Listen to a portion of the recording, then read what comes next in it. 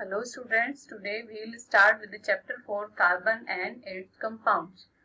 Actually this carbon element is a very versatile element and carbon के बारे में आप लोग जानते भी होंगे कि कार्बन जो है इसका एटॉमिक नंबर जो है वो 6 है एंड एटॉमिक मास इज 12. तो नेक्स्ट स्लाइड में हम देखेंगे कि देखिए यहाँ पर आपको पिक्चर यहाँ नजर आ रही है. दिस कार्बन इसका जो सिंबल होता है it is C.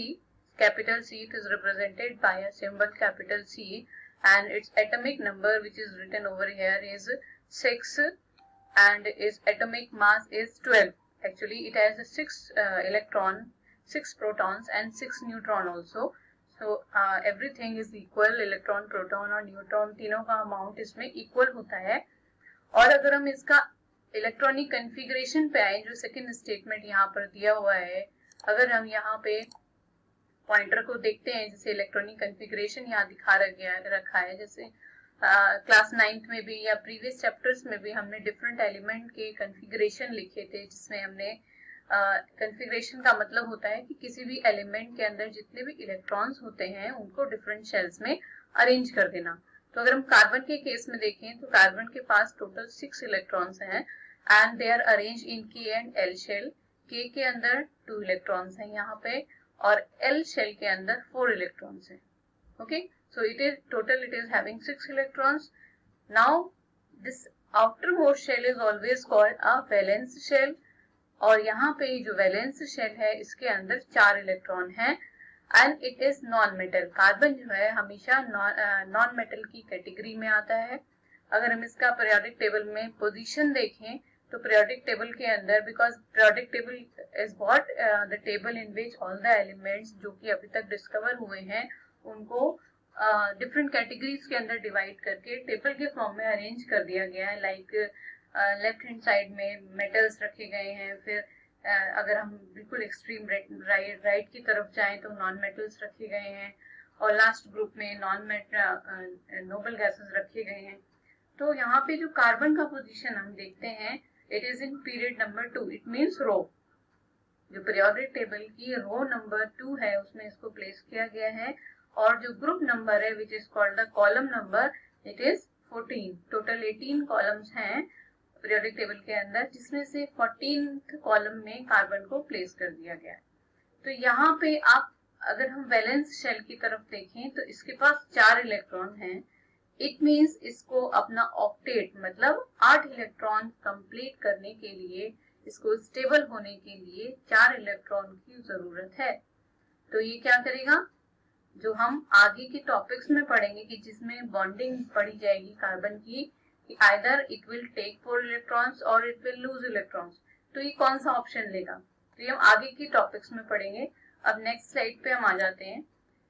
Next slide में आप देख रहे हैं organic compounds.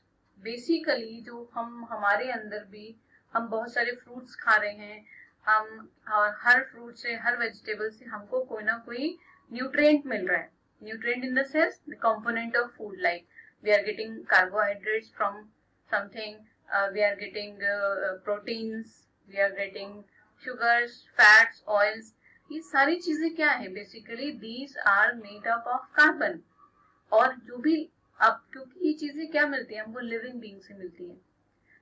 We are taking vegetables from plant, we are eating fruits of plant. तो वो सारे क्या है, these are obtained from living things.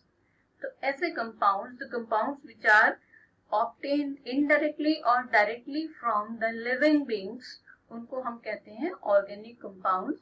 इस डेफिनेशन में भी अब मैं आपको पढ़ के बता देती हूँ.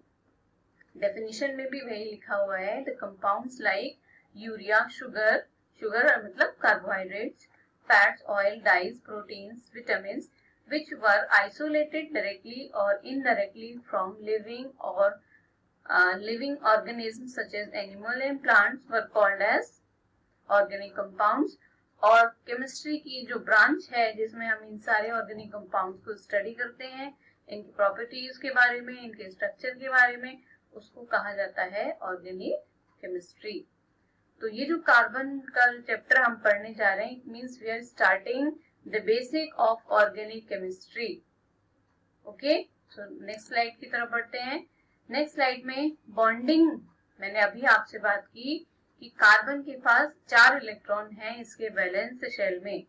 तो हमने प्रीवियस चैप्टर्स में ये पढ़ा हुआ है, जब हमने मेटल और नॉन मेटल पढ़ा था तो उसमें ये चीज पढ़ी थी कि कोई भी एलिमेंट रिएक्ट क्यों करता है। कोई भी एलिमेंट जब रिएक्ट करता है तो वो क्यों रिएक्ट कर रहा है, टू कंप्लीट इट्स ऑक्टेट, अपने लास्ट शेल को कंप्लीट करने के लिए।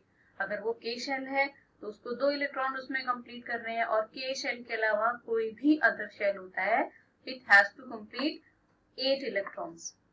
तो वही 2 तरीके से रिएक्ट कर सकता है, 2 तरीके से स्टेबल हो सकता है वो, या तो वो इलेक्ट्रॉन्स को लूज कर दे या तो वो इलेक्ट्रॉन्स को गेन कर ले, जो अभी तक हमने पढ़ा है। मेटल और नॉन मेटल के चैप्टर में हमने यही पढ़ा था कि रिएक्टिविटी एलिमेंट की नोबल गैस कॉन्फ़िगरेशन को अटेन करना चाहता है वो, तो वो कैसे करेगा, आइदर इट विल लूज और आइदर इट विल गेन। तो इस तरीके का जो ट्रांसफर ऑफ इलेक्ट्रॉन हो रहा है बाय टेकिंग इलेक्ट्रॉन और बाय गिविंग इलेक्ट्रॉन, ऐसा बॉन्ड बनता है, उसको हम कहते हैं इलेक्ट्रोवैलेंट या फिर आयनिक बॉन्डिंग, जो हम प्रीवियस चैप्टर्स में पढ़ चुके हैं।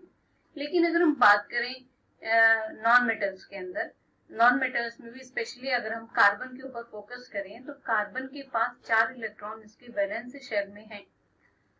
अगर हम इस पॉइंट को देखें, इट कुड गेन 4 इलेक्ट्रॉन्स, है ना, 4 इलेक्ट्रॉन ये गेन कर रहे हैं, तो इसके पास क्या हो जाएंगे, 8 इलेक्ट्रॉन इसके वैलेंस शेल में हो जाएंगे। 2 इसके पास पहले से ही थे तो ये बना लेगा C-4 एनायन। 4 इलेक्ट्रॉन इसने गेन किए, तो जब भी इलेक्ट्रॉन गेन किया जाता है तब हमेशा नेगेटिव आयन बनता है, जिसको हम एनायन कहते हैं। Now it is having 10 electrons total. 4 इसके पास खुद के वैलेंस इलेक्ट्रॉन, 4 इसने गेन कर लिए, हो गए 8, और उसके बाद 2 इलेक्ट्रॉन इसके पास पहले से ही थे। इसका मतलब टोटल 10 इलेक्ट्रॉन्स हो गए इसके पास, लेकिन प्रोटॉन्स, नंबर ऑफ प्रोटॉन्स अभी भी इसके पास 6 ही हैं, 6 हैं। तो ये एक्स्ट्रा 4 इलेक्ट्रॉन्स, न्यूक्लियस के पास इतनी कैपेसिटी नहीं है कि एक्स्ट्रा 4 इलेक्ट्रॉन्स को ये बैलेंस कर सके, उसको अटेन करके रख सके, क्योंकि इतना जब कोई भी एटम जो है वो न्यूट्रल क्यों होता है, जब उसमें इलेक्ट्रॉन और प्रोटॉन का बराबर होना भी जरूरी है। तो जब यहाँ इलेक्ट्रॉन और प्रोटॉन बराबर नहीं होंगे तो कार्बन की स्टेबिलिटी खत्म हो जाएगी। ठीक है, तो ये जो पॉइंट है ये तो कैंसिल हो गया, it can not form A9. Second point पे हम आते हैं कि इट कुड लूज 4 इलेक्ट्रॉन्स। ये भी पॉसिबिलिटी हो सकती है कि अगर ये 4 इलेक्ट्रॉन को लूज करे और कैटायन बना दे, ठीक है, पॉजिटिव आयन बना दे, तो किसी भी इलेक्ट्रॉन को लूज करने के लिए उस एलिमेंट के पास उतना एनर्जी होना चाहिए, जिसको हम कहते हैं आयनाइजेशन एंथैल्पी और आयनाइजेशन एनर्जी। तो उसको लूज करने के लिए वो उतनी एनर्जी उसके पास होनी चाहिए। अब इसको लूज करने हैं 4 इलेक्ट्रॉन, लेकिन उतनी इसके पास, इसके न्यूक्लियस के पास इतनी एनर्जी नहीं है कि ये उसको लूज कर पाए, 4 इलेक्ट्रॉन्स को ये लूज कर सके। और इसने अगर 4 इलेक्ट्रॉन लूज कर दिए तो अब इसके पास टोटल इलेक्ट्रॉन कितने रह जाएंगे, केवल 2 रह जाएंगे, और प्रोटॉन्स हो गए 6। तो अगेन स्टेबिलिटी खत्म हो गई। तो इस तरीके का एलिमेंट जो है अपनी स्टेबिलिटी को खत्म नहीं कर सकते, ये रूल्स के अकॉर्डिंग इस तरीके की बॉन्डिंग नहीं बन सकती। तो यहाँ पॉसिबिलिटी आयनिक बॉन्ड की बिल्कुल खत्म हो गई है। इट मीन्स ना तो ये एनायन बना सकता है, ना ही ये कैटायन बना सकता है।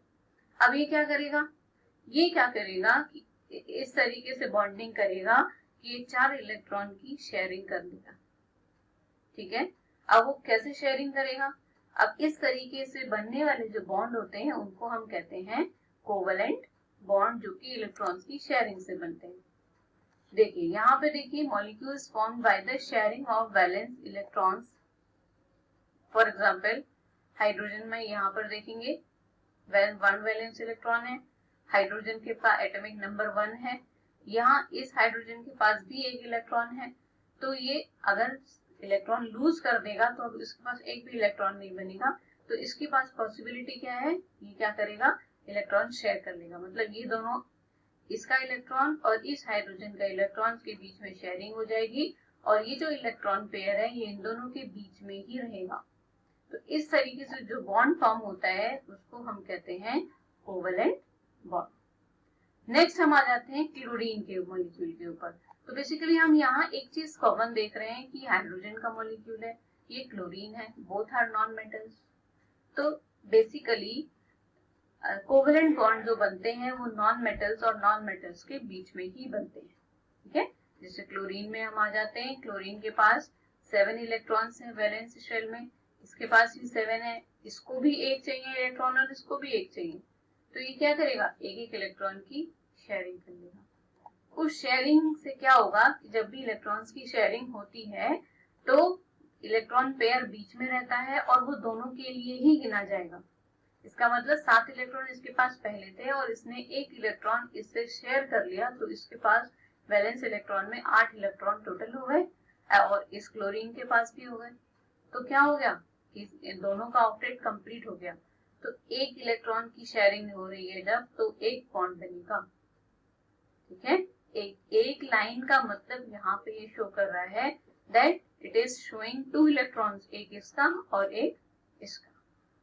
तो जब एक इलेक्ट्रॉन की शेयरिंग हो रही है तो सिंगल लाइन बनेगी, 2 की होती तो डबल बनती, 3 की होती तो ट्रिपल बनती। नेक्स्ट पे आ जाते हैं हम, नेक्स्ट और एग्जांपल्स देख लेते हैं। देखिए यहाँ हाइड्रोजन का एनिमेशन दिखाया गया है कि किस तरीके से हाइड्रोजन के 2 एटम्स एक दूसरे के पास आए और दोनों के इलेक्ट्रॉन्स देखो बीच में यहाँ दिखाए गए हैं और कोवेलेंट बॉन्डिंग दिखा रखी है, यहाँ पे शेयरिंग दिखा रखी है। नेक्स्ट पे आ जाते हैं और अदर एग्जांपल्स देख लेते हैं। वो क्या थे, हमने देखा कि दोनों एटम्स सेम थे, लेकिन अगर हम यहाँ देखें हाइड्रोजन क्लोराइड, हाइड्रोजन के पास एक इलेक्ट्रॉन, क्लोरीन की बात करें तो क्लोरीन के पास 7 इलेक्ट्रॉन, इसको भी एक इलेक्ट्रॉन चाहिए, इसको भी एक इलेक्ट्रॉन चाहिए। क्या करेंगे, शेयरिंग कर लेंगे और शेयरिंग से एक सिंगल बॉन्ड बन जाएगा यहाँ पे। लेकिन यहाँ एक चीज देखने वाली है कि हाइड्रोजन इलेक्ट्रोपॉजिटिव की कैटेगरी में आता है और क्लोरीन जो है वो इलेक्ट्रोनेगेटिव एलिमेंट की कैटेगरी में आता है। तो ये जो बॉन्ड पेयर होगा ना बीच में, बॉन्ड पेयर का मतलब जिन इलेक्ट्रॉन्स की शेयरिंग हो रही है उनको बॉन्ड पेयर कहा जाता है। तो जो ये बॉन्ड पेयर आएगा वो थोड़ा सा क्लोरीन की तरफ शिफ्ट हो जाता है, जिसकी वजह से इनके बीच में थोड़ा सा चार्ज आ जाएगा, हाइड्रोजन के ऊपर थोड़ा पॉजिटिव चार्ज और क्लोरीन के ऊपर थोड़ा सा नेगेटिव चार्ज आ जाएगा। Okay, now come on water molecule. अगर हम वाटर मॉलिक्यूल की बात करें तो वाटर मॉलिक्यूल के अंदर क्या है, 2 हाइड्रोजन और 1 ऑक्सीजन है। ऑक्सीजन के पास होते हैं 8 इलेक्ट्रॉन, 6 इलेक्ट्रॉन जिसके आउटर मोस्ट शेल में आपको दिखाई दे रहे हैं, 1 2 3 4 5 6, ठीक है। और एक एक यहाँ इस हाइड्रोजन से ये शेयर कर लेगा, तो 6 से 8 इलेक्ट्रॉन ऑक्सीजन के पास हो जाएंगे और यहाँ हाइड्रोजन के एटम्स में भी एक एक इलेक्ट्रॉन ऑक्सीजन से शेयर कर लिया, तो इनके पास भी हो गए टोटल 2 इलेक्ट्रॉन। तो ये दिखा रखा है कोवेलेंट बॉन्ड का formation in case of water. तो अगर कोवेलेंट बॉन्ड की बात करें तो कोवेलेंट बॉन्ड यहाँ पे देखिए मीथेन मॉलिक्यूल दिखा रखा है। एक और एग्जांपल देख लेते हैं। कार्बन के पास 4 इलेक्ट्रॉन हैं, हाइड्रोजन CH4 यहाँ पे 4 इलेक्ट्रॉन, इसने क्या किया, चारों इलेक्ट्रॉन एक एक हाइड्रोजन से शेयर कर लिया, एक एक हाइड्रोजन का इलेक्ट्रॉन यहाँ पर हो गया। तो टोटल अगर हम इस कार्बन के केस में देखें तो कार्बन के पास हो गए 8 इलेक्ट्रॉन और हर हाइड्रोजन के अगर हम इंडिविजुअल देखें तो हर हाइड्रोजन के पास भी 2 इलेक्ट्रॉन हो गए। अब क्योंकि हाइड्रोजन के पास केवल एक ही शेल है, उसको तो ऑक्टेट कंप्लीट करने के लिए केवल 2 ही इलेक्ट्रॉन चाहिए, जो कि उसने शेयर कर रखा है कार्बन से 1 इलेक्ट्रॉन। तो यहाँ पे एक एक बॉन्ड बन जाएगा हर हाइड्रोजन के साथ। तो ये जो आपको कॉमन दिख रहे हैं बॉन्ड, ये इलेक्ट्रॉन्स दिख रहे हैं, इनको हम कहते हैं शेयर्ड पेयर ऑफ इलेक्ट्रॉन, या आप इनको कह सकते हैं बॉन्डिंग पेयर ऑफ इलेक्ट्रॉन। तो अगर जो बॉन्डिंग पेयर है या शेयर्ड पेयर है, अगर वो एक पेयर है तो एक बॉन्ड बनेगा, अगर 2 पेयर है तो 2 बॉन्ड बनेंगे, और 3 पेयर होते हैं तो ट्रिपल बॉन्ड या फिर